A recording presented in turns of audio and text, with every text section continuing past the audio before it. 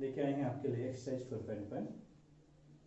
Exercise 4.1 से पहले आपको जो है, जब आपका चैप्टर 4 है द्विघात समीकरण, इसकी बेसिक नॉलेज आपको दे दी गई थी।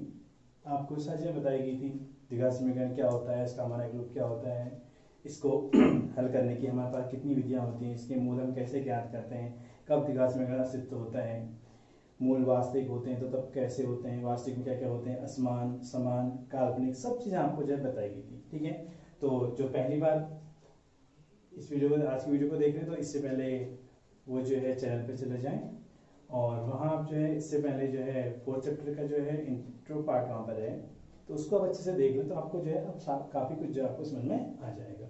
ठीक है, अब जो है एक्सरसाइज 4.1 में हम क्वेश्चन नंबर 1 पे चलते हैं और क्वेश्चन नंबर 1 हमसे ये कहता है कि जांच कीजिए कि निम्न में से जो समीकरण हमारे पास है द्विघात समीकरण है या नहीं है। तो द्विघात समीकरण की पहचान आपको बता रखी है कि उसमें जो है जो चर राशि होगी उसकी अधिकतम घात जो है 2 होनी चाहिए। ठीक है, यानी कि चर राशि की अधिकतम घात 2 वाला पद जो है उस समीकरण में होना चाहिए। समीकरण तो है सब सारी, आपको दिख रहा है कि समीकरण सब है, क्यों? क्योंकि इनमें जो इक्वल का साइन है, इसलिए समीकरण तो ये हैं। अब आपको चेक ही करना है कि समीकरण द्विघात समीकरण है या नहीं है। तो हम देखिए स्टार्ट करते हैं। कुछ क्वेश्चन ले रखे हैं मैंने, कुछ क्वेश्चन आपके लिए छोड़ रखे हैं। ठीक है, तो पहला क्वेश्चन देखते हैं। करना क्या, आप देखिए पहला क्वेश्चन देखिए, ये आपके पास है x + 1 का whole square equal to 2x - 3।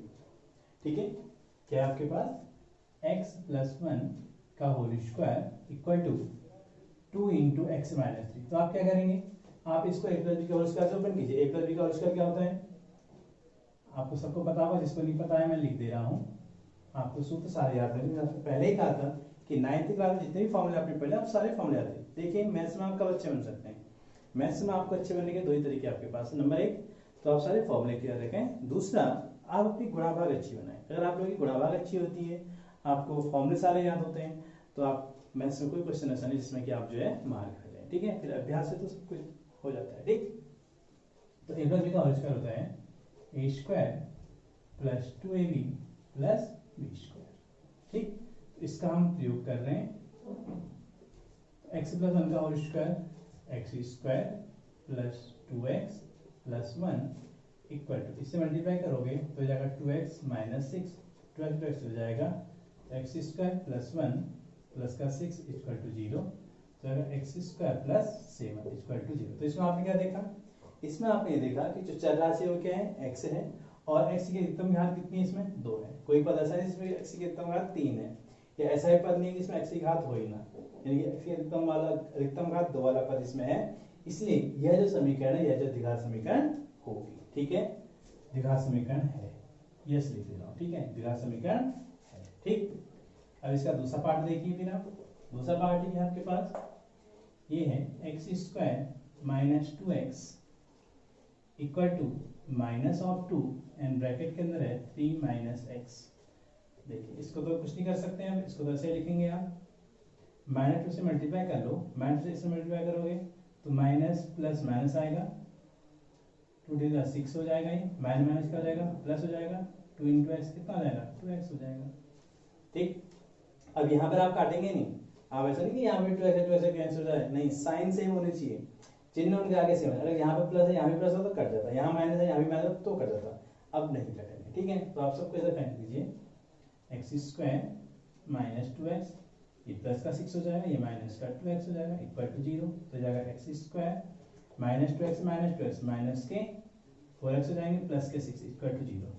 इसमें भी क्या है, चर राशि के अधिकतम घात कितने, 2 है, एक घात वाला भी चलेगा, लेकिन अधिकतम घात 2 ही होनी चाहिए, 2 से अधिकतम घात उसमें नहीं होनी चाहिए, इसलिए ये भी हमारे पास क्या होगा, द्विघात समीकरण। ठीक, अब तीसरा क्वेश्चन देखते हैं, यानी कि तीसरा क्वेश्चन मेरे पास है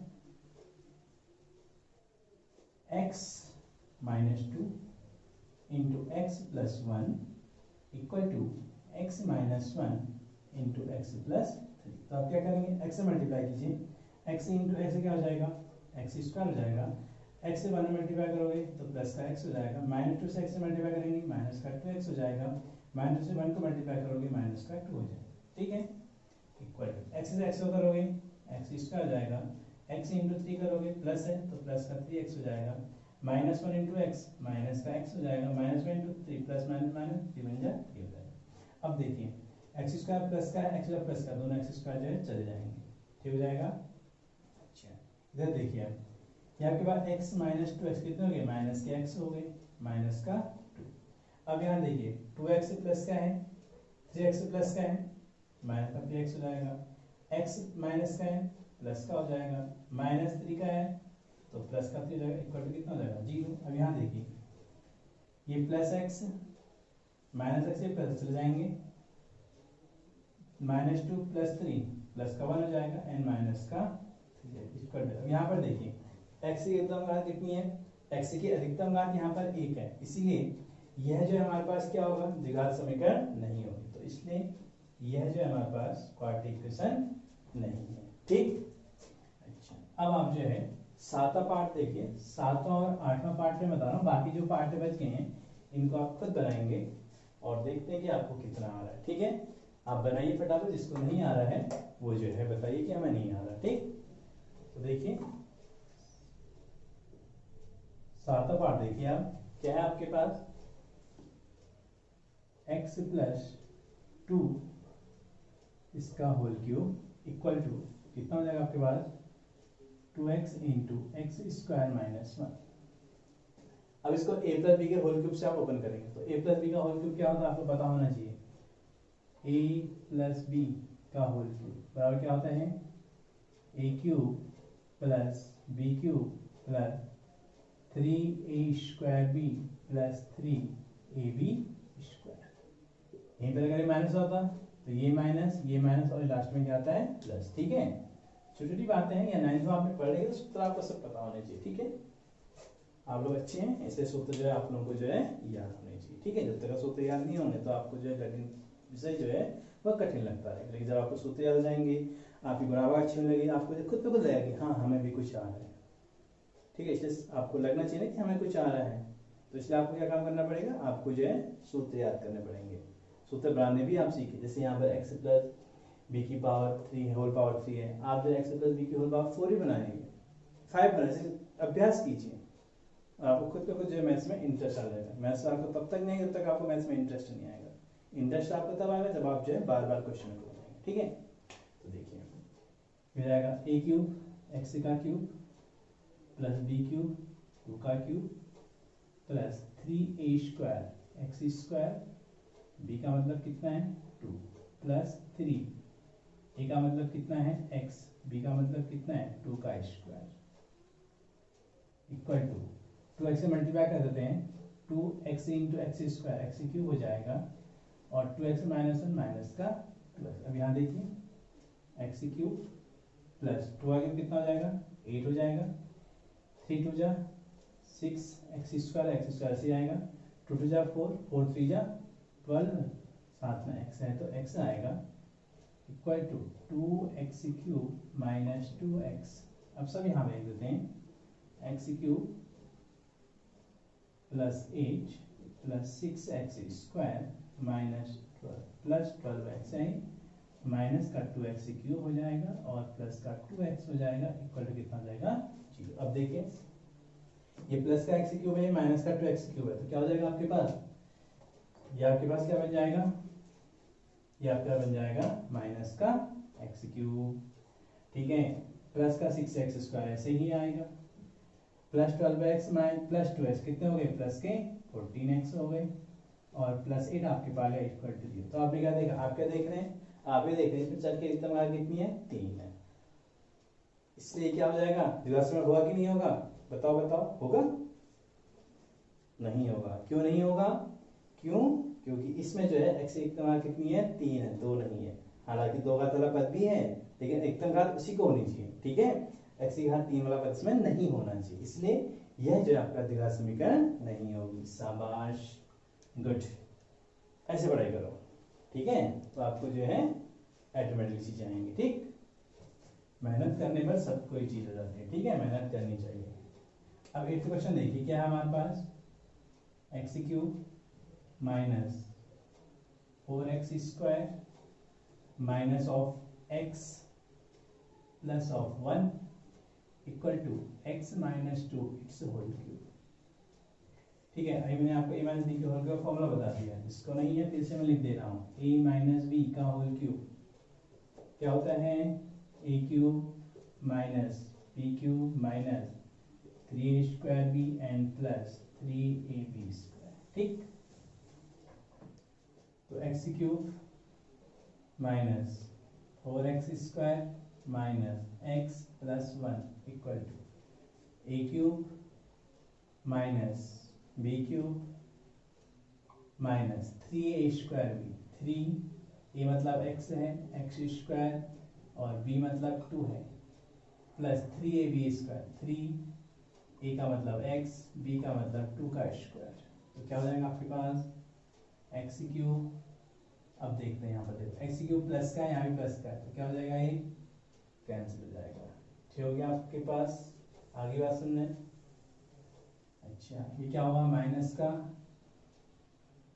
4x स्क्वायर हो गया, माइनस का x हुआ, प्लस का 1 हुआ, 8 हुआ क्यूब 8 हुआ, यहाँ जाएगा तो प्लस का 8 हो जाएगा, फिर 6 माइनस का 6x प्लस का 6x स्क्वायर हो जाएगा, और यहाँ कितना हो जाएगा 2 दूनी 4, 4 3 12, प्लस है तो माइनस का 12x इक्वल टू 0। देखिए हल करते हैं, minus 6x square sorry minus का 4x स्क्वायर एंड प्लस का 6x स्क्वायर कितने हो गए, प्लस के 2x स्क्वायर हो गई, माइनस x से माइनस 12 कितने हो गई, माइनस के 12 और 1 13x हो गई, प्लस 1 एंड 8 प्लस के 9 हो गई इक्वल टू 0।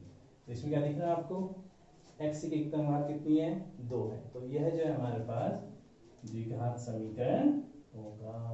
आई बात समझ में, आसान है ना, कठिन है नहीं है, बिल्कुल भी नहीं है। देखिए कितने आसान है, देखिए ठीक है, इसलिए अभ्यास करने से आपको हर कोई चीज जो है आसान लगेगी। अभ्यास नहीं करोगे, देखोगे नहीं, रिवीजन नहीं करोगे तो आपको फिर कठिन लगेगी। ठीक है, आई बात समझ में। अच्छा इसके बाद जो है अब इसका दूसरा क्वेश्चन देखिए, दूसरा क्वेश्चन क्या कह रहे हैं, निम्नलिखित स्थितियों को द्विघात समीकरणों के रूप में निरूपित कीजिए। ठीक है, द्विघात समीकरण बना के आपने जो है रख देना है, बाकी आपने जो है कुछ नहीं करना है। ठीक, क्वेश्चन नंबर 2 आप बुक ओपन कीजिए, मैं क्वेश्चन नंबर 2 का फर्स्ट पार्ट रीड कर रहा हूँ और सीधे उसको सॉल्व करूंगा।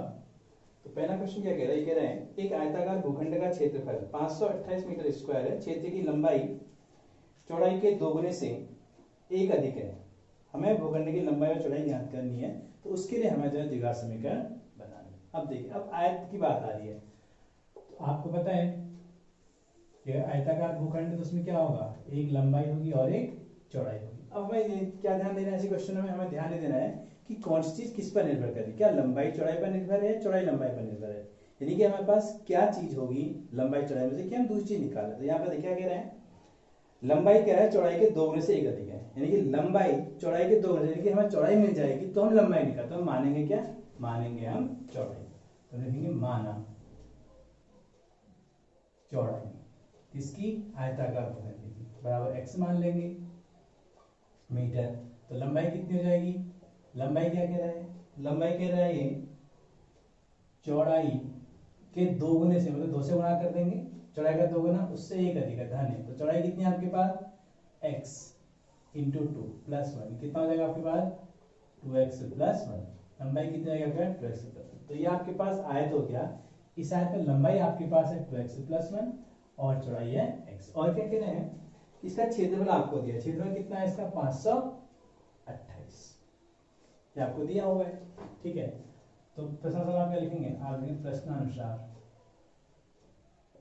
प्रश्नानुसार क्या आपके पास क्षेत्रफल बराबर 528, क्षेत्रफल क्या होता है आयत का, आयत का क्षेत्रफल होता है लंबाई गुणा चौड़ाई। बोलिए बोलिए आप सूत्र सारे बोलिए, आप लोग सभी जो है अपने मन में सूत्र ही बोले कि हाँ ये होता है नहीं होता है। ठीक है, तो लंबाई कितनी है आपके पास 2x प्लस 1, चौड़ाई कितनी है आपके पास x से है, गुणा करो, इक्वल टू कितना हो गया 528। अब गुणा कर लो, x से 2x से गुणा करो कितना हो जाएगा 2 का 2 हो जाएगा, x इंटू x क्या हो जाएगा x स्क्वायर प्लस x का गुणा 1 करोगे x हो जाएगा इक्वल टू, अब उसको यहाँ फेंक दो कितना हो जाएगा ये 2x स्क्वायर प्लस ये प्लस का क्या हो जाएगा माइनस का 5 to 8 इक्वल टू, ये आपके पास क्या बन के आ गई, ये आपके पास जो है द्विघात समीकरण बन के आ गई। ठीक है, अब इसको आप हल करके इसके आंसर आप निकाल सकते हो। ठीक है, अब जो है इसका दूसरा पार्ट देखिए। दूसरा पार्ट क्या करें, दो क्रमांगत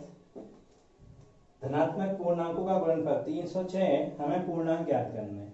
तो वही उसके लिए हमें इक्वेशन बनानी है। तो क्रमांगत मतलब क्या होता है, क्रमांगत मतलब होता है क्रम से आने वाले, ठीक है। तो क्रम से मतलब जैसे सपोज एक आया, एक के बाद क्या आएगा, दो, दो के बाद क्या आएगा, नहीं क्रम से जो आ रहे हैं। लेकिन जब हम अब मानते हैं तो मानने का पहली संख्या x मानेंगे, दूसरी क्या मानेंगे, x+1 मानेंगे। तो हमने पहले x+1 माने, दूसरी क्या मानेंगे, x+2 की क्रम से उसके बाद जो है, ठीक है। तो हम मान लेते हैं, सेकंड पार्ट कर रहे हैं हम दूसरे क्वेश्चन का। तो क्या लिखेंगे, माना पहली संख्या बराबर x, इससे क्या जाएगा हमारे पास, दूसरी क्रमांगत संख्या कितनी जाएगी, x याद क्या आएगा, x+1, ठीक है। अब प्रश्नानुसार क्या कर देखिए, प्रश्नानुसार क्या कहा जा रहा है वो देखिए। प्रश्नानुसार आपसे ये कह रहा है कि इनका जो गुणनफल है 306 है, संख्याओं का गुणनफल,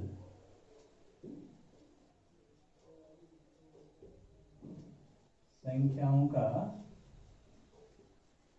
गुणनफल इक्वल टू कितना है, 306। तो संख्या का गुणनफल क्या हो जाएगा आपके पास, पहली संख्या गुणा दूसरी संख्या। पहली संख्या क्या है x, दूसरी संख्या क्या है x+1 इक्वल टू 306। मल्टीप्लाई कर लो, x इंटू एक्स क्या हो जाएगा, x², और x इंटू 1 क्या होगा, x होगा, इक्वल टू 306। अब क्या करेंगे, इसको यहाँ फेंकेंगे, x² प्लस x प्लस अब क्या हो जाएगा माइनस, इक्वल टू 0। ये आपके पास क्या होगी, द्विघात समीकरण बन के आ गई, ठीक है। ये सारी आप नोट कीजिए, अच्छे से नोट कीजिए, ठीक है। अब देखिए इसका तीसरा पार्ट, आप देखिए तीसरा पार्ट ये कह रहे हैं, ये कह रहे हैं कि रोहन की माँ उससे 26 वर्ष से बड़ी है, ठीक है। यानी कि रोहन की माँ उससे 26 वर्ष से बड़ी है, यानी कि जब तक हमें रोहन की आयु पता नहीं होगी तो हम उसकी माँ की आयु नहीं निकाल पाएंगे। इसलिए हमें मानना क्या पड़ेगा, हमें मानना पड़ेगा रोहन की आयु, ठीक है। हम रोहन की आयु मानेंगे तो तब जाकर उसकी माँ की आयु निकाल लेंगे, ठीक है। और अगर है अब से 3 वर्ष पश्चात उनकी आयु का जो गुणनफल है वह जो है 360 है कहता है, और आपको जो है रोहन की वर्तमान आयु निकालनी है, ठीक है। तो वही हम मान लेंगे जो निकालना है। तीसरा पार्ट है, क्या मानेंगे हम मान लेंगे, माना रोहन की वर्तमान आयु बराबर कितनी मानेंगे, x वर्ष मानेंगे, तथा रोहन की माँ की आयु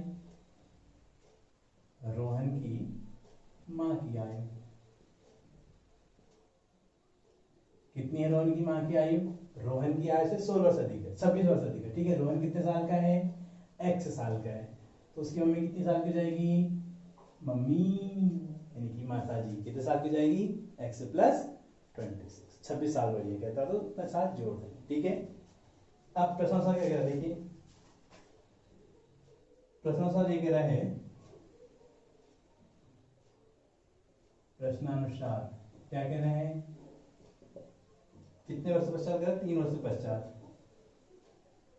3 वर्ष पश्चात दोनों की आय का गुणनफल, दोनों की आयु का गुणनफल बराबर कितना दे रखा है, ये रखा आपको 360। अब 3 वर्ष पश्चात दोनों की आयु कह रहे हैं, तो हमें क्या करना पड़ेगा, 3 वर्ष पश्चात रोहन की आयु गुणा 3 वर्ष पश्चात रोहन की माँ की आयु बराबर 360। अभी रोहन कितने साल का है, x साल का, 3 साल कितने साल का हो जाएगा, x+3 साल का, तो 3 साल बाद रोहन की आयु आ गई, गुणा 3 साल बाद रोहन की माँ क्या है, रोहन की माँ भी कितने साल की है, x+26 साल की, 3 साल बाद कितनी जाएगी, +3 कर दोगे, ठीक है, बड़ा कितना आएगा 360। अब देखिए कितना हो जाएगा ये, x+3 इंटू कितना होगा आपके पास है, x+29 इक्वल टू 360। सॉल्व करोगे, x से मल्टीप्लाई करोगे x को, x² जाएगा, x से 29 करोगे +29x हो जाएगा, 3 से करोगे प्लस का 3x हो जाएगा, ठीक है, प्लस प्लस प्लस हो जाएगा, 3 9 27 की 7 हो जाएगा, 3 2 6 2 8 हो जाएगा, 87 हो जाएगा, ठीक है, इक्वल टू 360। इसको यहाँ फेंकोगे तो एक्स स्क्वायर, इन दोनों को ऐड कर लो, 29 + 3 कितना हो जाएगा 30, 2x प्लस 87 है माइनस का 360 इक्वल टू 0। सॉल्व कर लीजिएगा, x square plus 30 2x minus है तो माइनस का चिन्ह आएगा, 10 में से 7 जाएगा 3 आ जाएगा, 5 रहा है 15 जाएगा, 15 से 8 गया 7 हो गया, 2 का 2 हो गया इक्वल टू 0। ये आपके पास जो क्या हो जाएगी अब समीकरण बन जाएगी, ठीक है। अब आप जो है इसका चौथा पार्ट देखिए, और चौथा पार्ट आपका जो थोड़ा सा इम्पोर्टेंट है, इसलिए आप उसको ध्यान से देखिए, ठीक है। आपसे क्या कह रहे हैं चौथा पार्ट देख लेंगे आप, क्या कह रहे हैं आपसे, ये कह रहे हैं एक रेलगाड़ी 480 किलोमीटर की दूरी समान चाल से तय करती है, यदि इसकी चाल 8 किलोमीटर प्रति घंटा कम होती तो वह उसी दूरी को तय करने में 3 घंटा अधिक लेती, ठीक है। हमारी रेलगाड़ी की चाल है, तो आपको मैंने बताया था कि अगर हमारी चाल कम हो जाएगी तो हमारा समय क्या हो जाएगा, बढ़ जाएगा। किस समय से बढ़ेगा, पहले के समय से बढ़ेगा। और यदि हमारी चाल बढ़ गई तो हमें समय भी क्या लगेगा, कम लगेगा। किस समय से कम लगेगा, पहले के समय से कम लगेगा, ठीक है। आपको ध्यान में रखना है, चाल बढ़ी समय कम, किस समय से कम, पहले के समय से कम। चाल घटी समय ज्यादा, किस समय से ज्यादा, पहले के समय से ज्यादा, ठीक है। तो हम मान लेते हैं चौथा पार्ट है आपका, माना रेलगाड़ी की चाल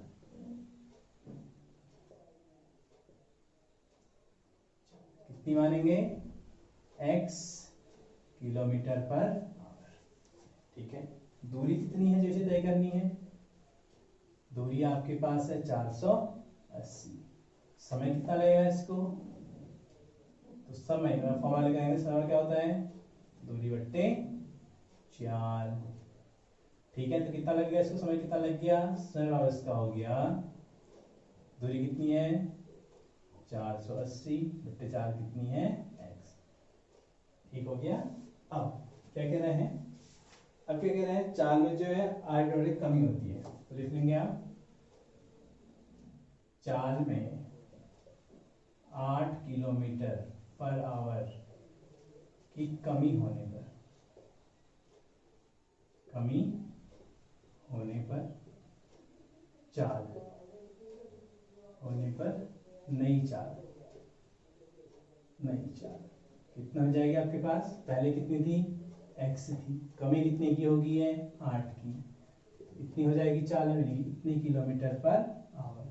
अगर वृद्धि का हम जोड़ देते हैं, ठीक है। अब दूरी कम नहीं होगी, दूरी जितनी पाएगी उतनी दूरी है, ऐसा नहीं कि दूरी भी कम हो जाएगी, दूरी कम, दूरी जो उतनी रहेगी, ठीक है। तो समय निकाल लेते हैं, समय कितना हो जाएगा,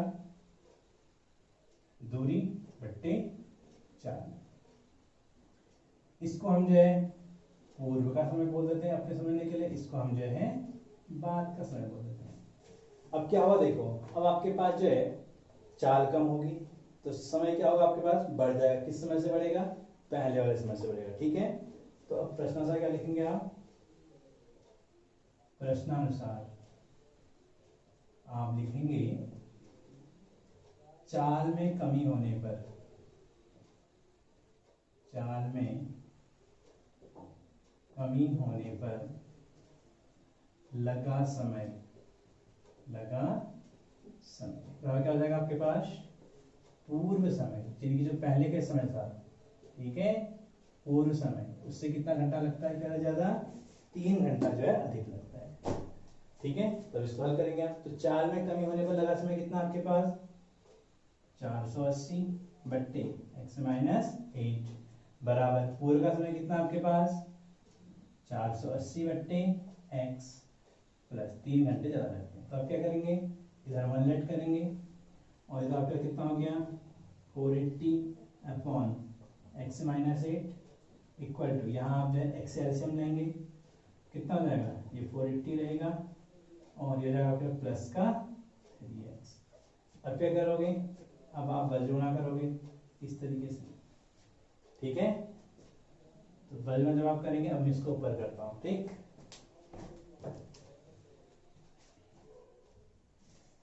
तो आप जो है इस टाइप के क्वेश्चन आपने ध्यान में रखना है, जैसे चाल में कमी हो रही है या चाल में वृद्धि हो रही है तो क्या असर पड़ेगा, ये आपको ध्यान रखना है। तो आपका क्या होगा, 480 गुणा एक्स होगा, 480 गुणा एक्स बराबर यहाँ क्या हो जाएगा 480 प्लस 3x और ब्रैकेट में रखेंगे x माइनस। अब देखिए ये तो आपके पास 480x हो जाएगा बराबर, यहाँ पर इससे गुणा करेंगे तो 480x हो जाएगा, प्लस माइनस माइनस का हो जाएगा, 8 शून्य 0, 8 की 4 से 6, 8 चक्को 32, 32 से कितना होता है 38, 3 से करेंगे तो प्लस का 3x into x x square जाएगा, माइनस आएगा 8 दिया 24x हो जाएगा। अब देखिए ये दोनों कैंसिल आउट हो गए, 0 इक्वल टू कितना हो जाएगा 3x square minus 24x minus 3840। अब लिख सकते हैं इसको 3x square minus 24x minus 3840। अब कटना काट दो, पूरी संख्या में पूरी समीकरण 3 का भाग 3 का भाग दो तो लिख देना आप 3 से भाग देने पर भाग दे दीजिए, कितना हो जाएगा आपके पास X square minus 8x minus 3 1 3 0 6 0। ये आपके पास जो है क्या हो गया चौथा क्वेश्चन। ठीक है, तो आपने जो 4 वाले क्वेश्चन है वो आपने ध्यान में रखने हैं अच्छे से कि चाल घट रही है तो नॉर्मल सी बात समय आपका बढ़ेगा, किस समय बढ़ेगा पूरे समय बढ़ेगा, चाल बढ़ रही है तो समय कम होगा, किस समय से कम होगा पूरे के समय से। बस इतनी ट्रिक्स आप ध्यान रखें, ठीक है, आपका काम जो है हो जाएगा। तो कल जो है 4.2 के साथ मिलते हैं। ओके ठीक।